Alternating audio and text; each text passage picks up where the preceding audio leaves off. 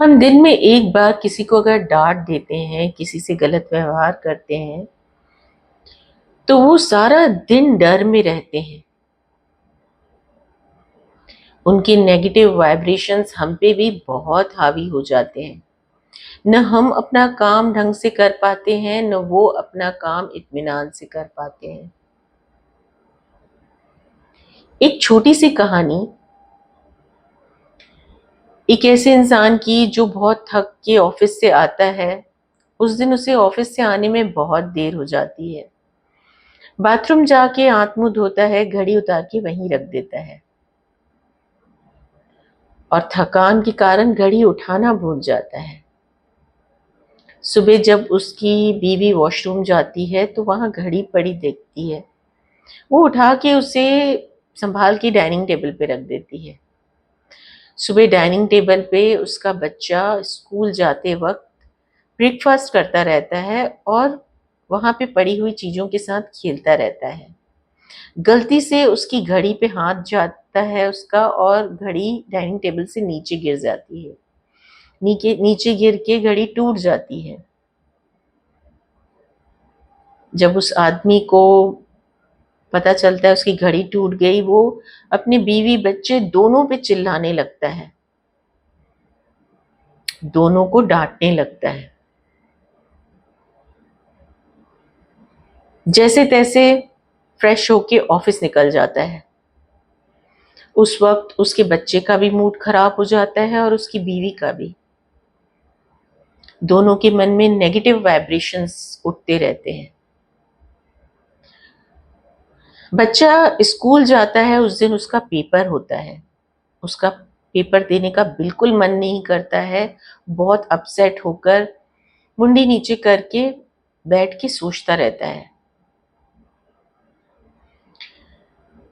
इस आदमी की उस दिन मीटिंग रहती है और मीटिंग के लिए जो फाइल जरूरी रहती है, ये वो फाइल ले जाना भूल जाता है। इसकी बीवी सब्जियां लेने मार्केट निकल जाती है।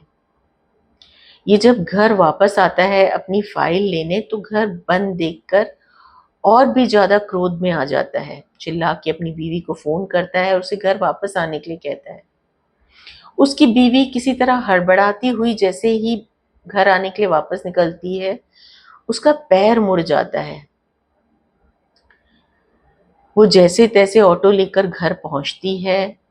ये आदमी अपनी फाइल निकालता है और वापस ऑफिस पहुंचता है।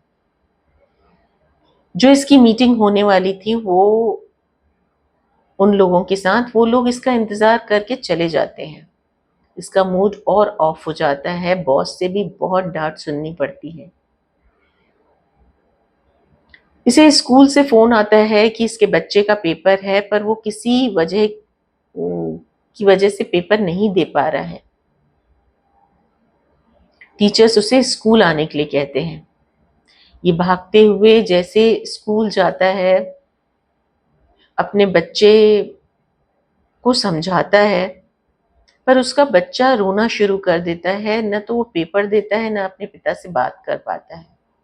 जैसे तैसे वो घर आता है तो उसकी बीवी पलंग पे लेटी रहती है और उससे बहुत पैर में दर्द होता है। वो अपनी बीवी को लेकर हॉस्पिटल जाता है तो पता चलता है एयरलाइन फ्रैक्चर हो गया है। हमारी एक गलती कई बार हमारे ऊपर नेगेटिव वाइब्रेशंस को इतना ज्यादा हावी कर देती हैं कि हमारे आसपास भी लोग सुकून से नहीं रह पाते, न हम सुकून से रह पाते हैं। जब हम किसी और का मन खराब करते हैं तो वो नेगेटिव वाइब्रेशंस हम पे इतने हावी हो जाते हैं कि हमारे लाइफ में सब कुछ खराब होने लगता है। कोशिश करें, जब भी क्रोध आए तो अपने आप को पहले शांत करें। कुछ देर गहरी सांस लें।